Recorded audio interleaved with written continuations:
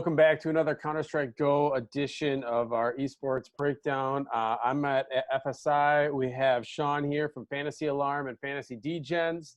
If you guys haven't been following us on Twitter and you like to just have like a, some commentary and action, like I know Hodge and Sean and myself, and we're trying to, kind of give some of that in-game sweating through Twitter, which I think just adds some fun to it. I know you're really active with that. Is that something that you just, like for yourself or for people kind of following you and catching on?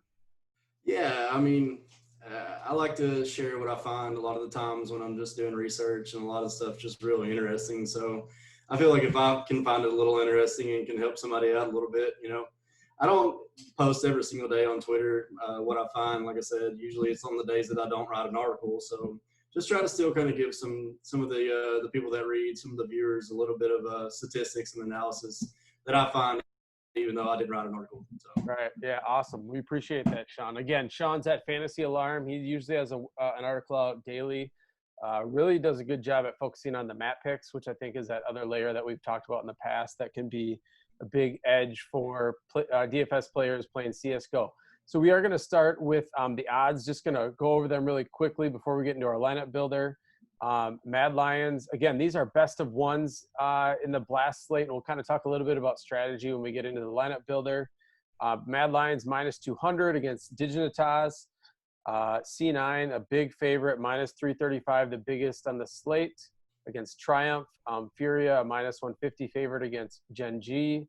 And then MIBR, minus 275 favorite against Chaos. Now, some of these teams are currently playing as we record this. So I do think that we could see some line movement on some of these teams before tomorrow. Anybody that sticks out right away, obviously C9 will be popular, but anybody else that's sticking out right away to you, Sean? Yeah, I mean, obviously Mad Lions after yesterday, after today, after they came out, and that stat line or the score didn't exactly show, but they just really rolled over Fnatic today. I know that's not really saying much with how Fnatic's been playing lately, but they looked really good. I got a feeling Bubsky's going to be uber popular. And looking at his cheap price a little bit, I mean, he's only the 5th price, what it seems like right now. So that's the first time I've even saw the prices today, and I'm already like, oh God, here we go. Yeah, I think Bubsky. I think the people who've been playing Bubsky and he's been underperforming were doing it for the right reasons, and then finally got paid off today.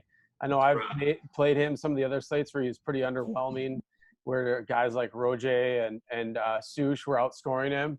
But again, if you kind of trust that long-term numbers and those stats, especially on map picks, and I think you do get paid off when you keep that there. So let's start out with that game. And again, this is best of one. So my observation from today with the best of ones, and like the variance is so wide. Like you see Astralis, Yugi and Snappy, I think both had negative scores. That can actually happen because you're not giving the players that 3 map span to get back to their median output, so one bad map, I even saw Astralis, they then later played today, they won 16-4 against Saw, and Device still was like 13-14, and they dominated. So, I mean, there's a lot of variance in these best of one matchups.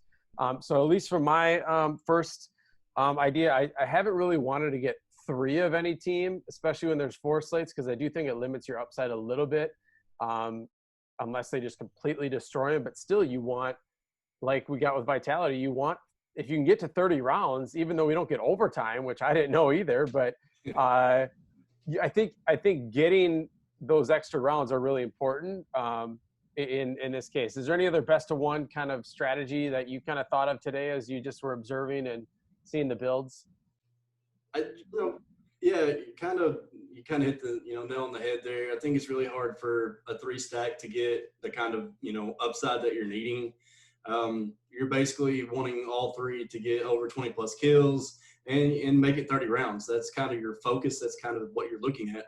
But a lot of times you're not going to get that. I mean, there's just not enough kills to go around. And especially with no OTs, it's really hard to get those kind of numbers without any overtimes.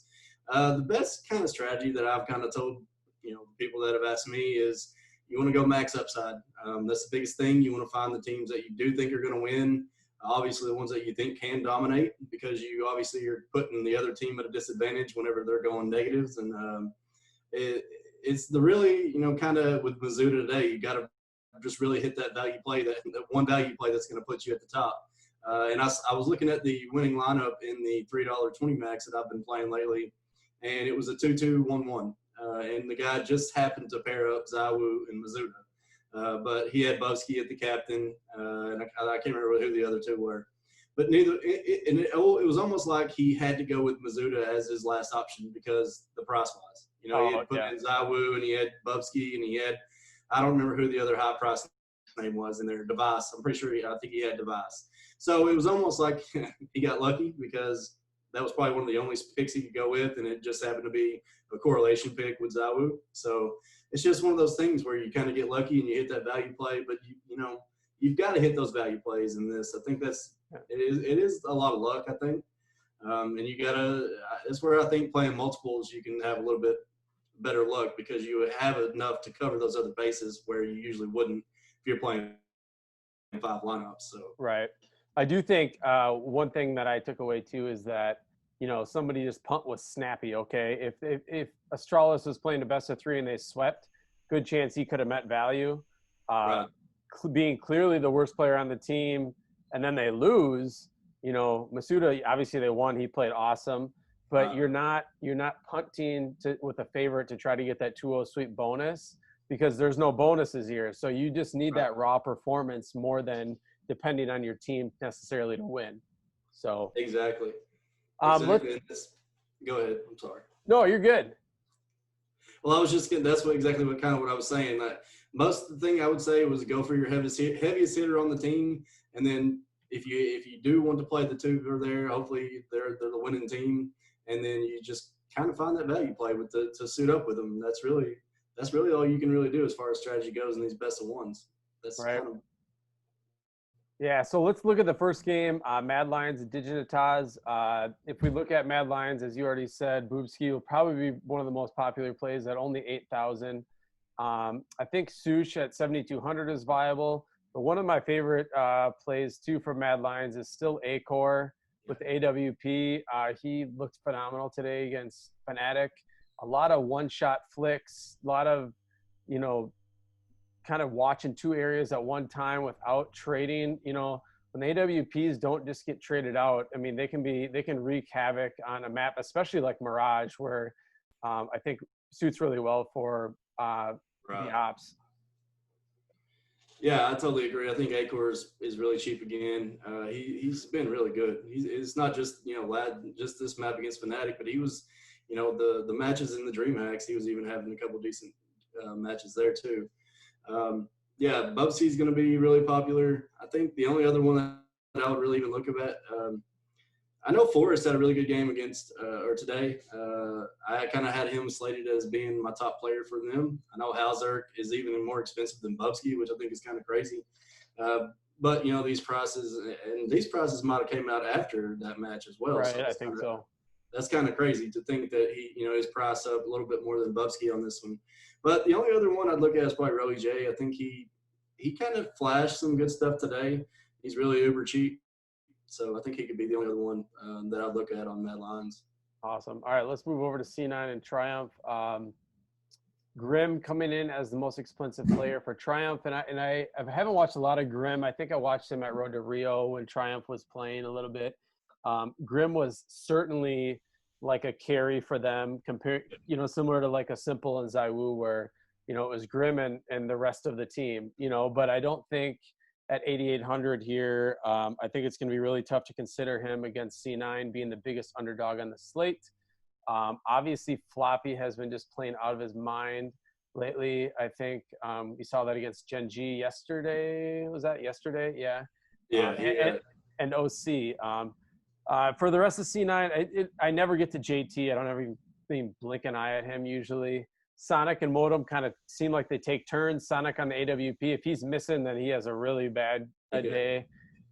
Modem seems to depend a little bit more on using utility, and he'll rack up like 15 assists, it seems like, and have, 15 kills, but kind of can meet values. So what is your take. I'm assuming you're probably considering fading Grimm in like cash. Maybe you take a stab at him in GPP, but the price just seems too high to me. Yeah, I mean, I think if you can get him as a one-off, maybe in like a 2-2-1-1, I think he'd probably be fine because he did well against C9 even in the road to Rio. He had a couple of good maps. I know they only played once. They played 3 maps. They actually win all 3 maps, and C9 won. But Grimm actually had a couple of really nice flashes. He's actually really good. He's just kind of not on a good team. Yeah. You kind of have those instances where you get those teams like that. I mean, they're ranked top 50 in the world, so it's not like they're terrible. But he can carry the team, as you mentioned. So I think as a one-off, I think he does have that upside that you will be looking for in a one-off. But other than that, I mean, yeah, I'm probably not going to be looking at very much. I mean, I know Junior's their AWP guy. He shows flashes, and typically you probably do want to correlate those guys with the AWP guys because they usually don't die as often. Right. As you mentioned, they kind of look to scope out and to hide out, and they don't get traded a lot. They kind of just sit back and wait. So they're either usually getting the opening kill or they're getting killed in the opening kill, and then after that they're kind of moving around, slowly and trying to stick in the dark and find kills, pick people off. But other than that, I think on the C9 side, Floppy is definitely the go-to. I know OC had a really good match. Last match he looked really bad. The match before that, whenever C9 lost. But Floppy has been the most consistent easily. Sonic, yeah, he was looking really good. When he started picking up that AWP, he was hitting a lot of shots, and he looked really good. But he's also one of those types of guys that will just jump out in the middle of anywhere and try to take any kind of fight. So he's liable to die a lot too. Yeah. I mean, obviously I'm on C9 here. They've been playing pretty good lately. Came out and got the win last match. Looked really good. So, yeah, I mean, Triumph hasn't kind of what I was just writing in my article before we hopped on. You're going to probably have that rust factor here again. They haven't played a major. They played a couple best of ones here, and the last one was like the 28th of May. So, I mean, they hadn't really played a whole lot, and it was lower competition. So you're probably going to have that rust factor a little bit here as well with C9 playing a couple of matches lately. Right. Yeah. I think, I would expect Floppy to be probably one of the most popular plays on the slate, again, just due to his price tag. And he's never really that expensive. That's right. Yeah. And that's all these guys, like I'm even, and this is Furia again today. Seem every slate to be underpriced. Furia, minus 150 favorite against Gen G. All these guys, it honestly, it feels like the same pricing from the 100 Thieves and EG game today, where Breeze was the most expensive at like 7,400. I get it, it's close odds, but I still think that with this pricing there needs to be a wider gap in talent, not just based on odds. Yeah, I agree. The pricing is still not where it needs to be. I think we've all complained about that a little too much lately. It's just not very competitive. I mean, especially with team to team, you got 5 players here that are all above 7K, and they're only 200 to 400, $600 away from each other. It's pretty crazy how the pricing is, especially for a team like that with guys who carry or can carry, like Queserado. I know Henny has had his moments, but Uria too has had really good matches lately. So just crazy the pricing. But yeah, I mean, the 150 money line for Furia just seemed a little cheap to me whenever you said that. That was the first time I'd seen or heard the line was whenever you just said it. So I didn't know they were that small of a price. I liked them whenever I first glanced into this match. So they've been really good lately. Yeah, I think all 3 of those you can definitely consider for a build tomorrow. Again, that's a spot that even today had the same dilemma. Didn't really know that it was worth getting 3 of them. Right. Just because I think it limits your upside. And I do think, though Henny has had some really big games, I think he is the one that I typically, if this is the case here, I might leave out just because he does seem to depend a little bit more on some of those clutch plays at the end of maps. Being on the AWP, he usually is the last to live. And I know a couple of those games, I'm trying to think, maybe in DreamHack or at the end of Road to Rio, where he had some massive games, but really dependent on some clutch plays that kind of put that fantasy performance above the top. Yuri's been in that situation too. He's had a lot of clutch plays lately. Yeah, he's definitely one of the better clutchers in the game, especially for them. So I think in this game, I mean, whatever, I think in GPP, you can certainly take a stand on Gen G too, because they're pretty cheap, like automatic. Kusta and Bentet. But I think any 6, even 7 down, or 6 players here in the top could be considered whatever way you're building for this game. Right. All right, let's move on to our last game with Chaos and MIBR. Now, again, we're recording this before Chaos is playing today with Leaf being added into the lineup. I know he played really well against some lower tier competition recently. I don't know enough about his background, so maybe you can weigh in a little bit on that when we get to the Chaos side. And MIBR is still playing. Don't know what the current score of the match with Furia is, but I do think MIBR is getting some of the rust off. When they just got stomped against Furia in that first match at DreamHack, when that was the first game with TRK. I think, they have such good individual talent with KNG and Fallen and Fur that it's you knew a matter of time they weren't just going to continue to get stomped by teams that were slightly better than them, like a Furia or a C9. Right. Yeah, to be honest, I don't really know a whole lot about Leaf except that he's the 3rd highest player on this slate. I haven't really seen him or heard of him. Honestly, I don't even know where he came from.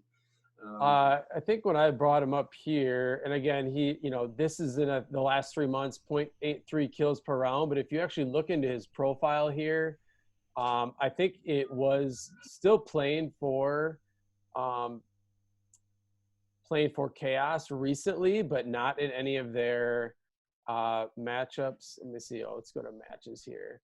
So against, Blood, Sweat, Tears, New England Whalers, I think he led the team in one of these matchups. He was 25-11, but it looks like it was a pretty easy match. So again, it's really tough to, compare some of these lower level competitions when now they're playing against MIBR.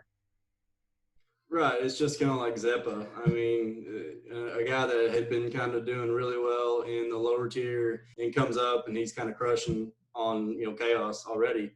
But then you also have a lot of the same situations where, you had Jampies come on, and then you've had a couple of extras at, Hampus for NIP who's starting to come around. They might just need that match or 2 or 3 just to kind of get integrated with the team and acclimated to how they play, and just the coaching probably is a lot different. So, I mean, to pay for him where he's at right now, I probably won't be doing that because, for one, I think MIBR probably could beat them easily. Chaos has been a little bit better with Zeppa. I'm hoping that Leaf makes him a little bit more better because they had a strong little nucleus there with John G and Steele. So I think it'll be interesting to see what he brings to the table, but I'm not exactly sure that I'll be taking any Chaos tomorrow other than maybe Zeppa and as a one-off. And that's kind of where I'm at the moment. Yeah, I think Zeppa's fine as a one-off too in GPPs, but I'm not, he has played decent against some better teams, but I think in most builds, at least for me in cash too, I'll be looking at MIBR, and I think KNG continues to be underpriced, even though Fur has had more of those ceiling games lately. And we obviously know Fallen has the upside to basically take over any slate on the AWP. He can be pretty lethal, even as the in-game leader too. So that's always pretty impressive that somebody like him can do both of those so well. Any other thoughts on MIBR? Would you go down to Taco or TRK for value, or just kind of stick with the top 3? No, I think John G presents a little bit of value in GPPs at 5.2. That's really cheap if you kind of want to go on that side. I think still at 7K is probably on the borderline of being too much. Other than that, Zeppa, I think Fur's priced up where he probably should be. Again, Fallen's up there as he should be. Other than that, I do like KNG at the price. He's been a lot cheaper on some most prior slates that we've played that he's been on. I want to say like 1 or 2 slates ago, he was near like 3rd or 4th lowest price. Which was 5,400 I think he was on a slate. Yeah, it's just like I don't know how he was priced that low, but definitely like him in this matchup. So I think you could either rotate Fallen, Fur, and KNG in this one, and I don't even think you have to go down to Taco to even mess with it, or TRK for that matter. Right. Yeah.